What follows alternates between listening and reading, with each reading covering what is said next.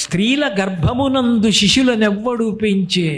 తల్లి కడుపులో 9 నెలల పాటు పిండం ఏర్పడుతుంటే చర్మము, రక్తము, మాంసము, కొవ్వు, అస్థి, శుక్ల, మేధ అనబడేటటువంటి 7 పొరలు ఏర్పడి గుండె చిన్న దెబ్బ తింటే వైద్యానికి అంత ఖర్చు అవుతుంది.